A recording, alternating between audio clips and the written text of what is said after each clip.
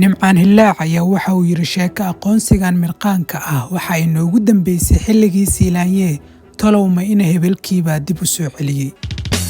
abwaankii weersame ee nimcaan hole heesaa ugu samayn jira oo arrinkaasi ka cadhooday jawaab isaguna ka bixiyey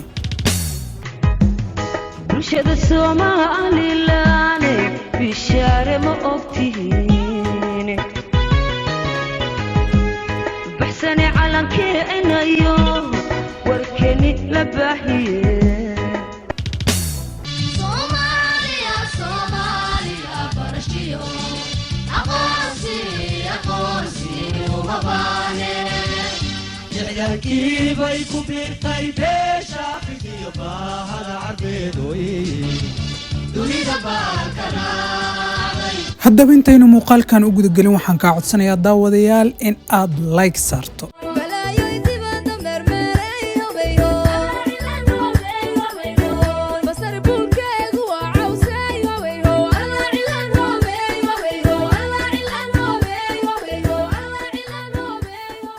saacadihii lasoo dhaafay waxaa baraha bulshada ku baahay arrinka ah aqoonsiga Somaliland oo la horgeeyay baarlamaanka dalka UK. xildhibaan ka tirsan baarlamaanka UK oo hore u booqday isagu Somaliland ayaa waxa uu geeyay baarlamaankaasi hortiisa arrinka ka doodida ee Somaliland inay ka xorowdo ama ay ka madax banaanaato Soomaaliya inteeda kale. baarlamaankii maanta waa uu ka fariistay arrinkaasina waa ay ka hadleen bal horta intaan taas u gudagelin fanaanka nimcaan hillaac oo isagu barnaamijkan ku saabsan yahay maantana aynu uga hadlayna dee arrinka uu ka yiri ayaa waxa uu mar walbaba ganafka ku dhufan jiray uuna diidi jiray kala go'itaanka Soomaaliya oo la kala qobo. nimcaan hillaac oo iminka ku sugan dalka Mareykanka ayaa mar walba waxa uu dhaliilaa siyaasadda Somaliland. nimcaan hillaac isagu hore waxa uu ka tirsanaan jiray xidigaha geeska ee ka dhisnay magaalada Hargeysa uu markii dambena ka soo hayaamay yimidna magaalada Muqdisho dhowr sano dabadeedna uu u duulay dalka Mareykanka. fanaankan ka soo jeeda magaalada Boorama ayaa waxa uu sheegay inta uu Somaliland ama xidigahaasi uu ka tirsanay in uu kala kulmay cunsuriyad iyo kala qoqob magaalada Hargeysa. nimcaan hillaac mar walba waxa uu ka hadli jiray oo lagu yaqaanay astaanta calanka Soomaaliya oo soo dhigan jiray isagoo markii dambena maanta markii ugu dambeysay ee la yiri aqoonsiga ayaa waxaa looga doodi doonaa baarlamaanka dalka UK uu halkaasi ka hadlay. nimcaan hillaac qoraalna ka soo qoray isagoo yiri sheeko mirqaantan oo kale waxa inoogu dambeysay waqtigii siilaanye ee hadda ma ina bahalkii ayaa dib u bilaabay qosolna runtii waa uu raaciyay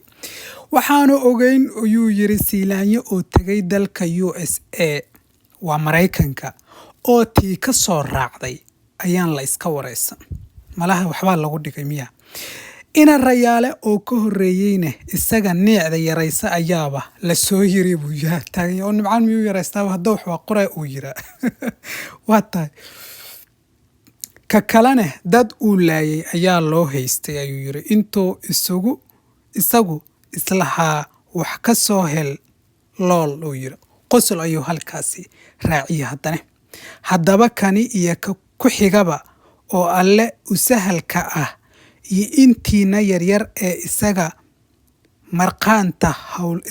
marqaanta howlan dee waa idinku keligiin buu yiri bal inoo sii wada waan idin soo gaadhi doonaaye waxaadse ogaataa ictiraaf inuu kuu oolin meelna aad ka raadisaan noo rawaahu waaxid qadaad weyn waa tahay halkaas haddaan ku yaro celiyo wuxuu yidhi waxaad soo ogaataa ictiraaf inuu kuu oolin meelna aadan ka raadsan ictiraaf kuuma yaalle meelna ha ka raadin noohu taagan yahay waaxid qadaad weyn waa sida uu isagu hadalka u diray. nimcaan hillaac ayaaba arrinkan ku tiiqtiiqsanaya waxaan ku yidhi abwaankii oo commentigaasi ka bixiyey oon dheg la qabto lahayn ayaa malaha baashu waa ku kacday. nimcaan hillaac waxaad ogaataa gabaygii ahaa maalinba nin bay caashaqada cagawadaad leeye maantana taladaada cutiyey cali miyay raacday. waa gabay aad u weyn waxaan ku udhi say wallaahi wuu ku adagya.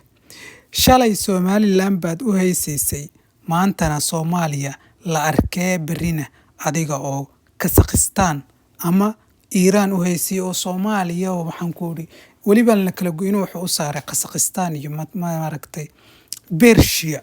waxaa weeyaan xasan daahir weersame abwaankii sameeyaan malaynayaa heestii uu qaaday fanaanka mursal muuse ee ha iraadsan oo talo waxaan ku heeso badanna waa uu sameeyey nimcaan ilaa heesoo qaaday oo isagu xataa sawir uga soo qaaday oo meesha u soo dhigay jamhuuriyadda somalilan sida meesha ku qoran ayay ahayd. oo arinka somalilan ayaa waxaan ku iri waxaa looga dooday baarlamaanka dalka UK iyadoo baarlamaanku hadba si uga hadlay. sidoo kale arinkaasi waxaa ka hadlay oo ka warbixiyey wasiirka arrimaha Afrika u qaabilsan dalka UK oo iyaduna ka tirsan baarlamaanka dalka Ingiriiska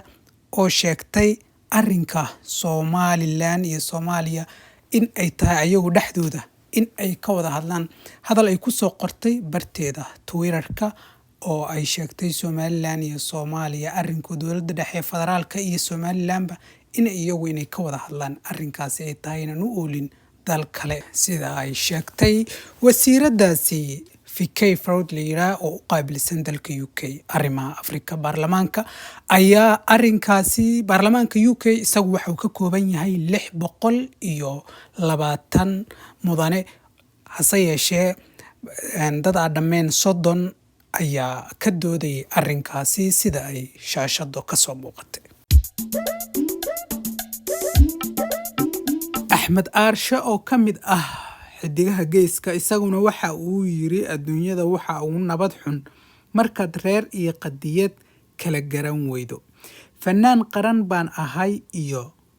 reer hebel baan caayaya bal isqabadsiiya. Nimcaan Hilaac iyagu fanaaniinta ka soo jeeda Hargeysa aad ayay ugu soo jawaabaan kolkii uu soo hadal qaado arrimaha Soomaali weyn.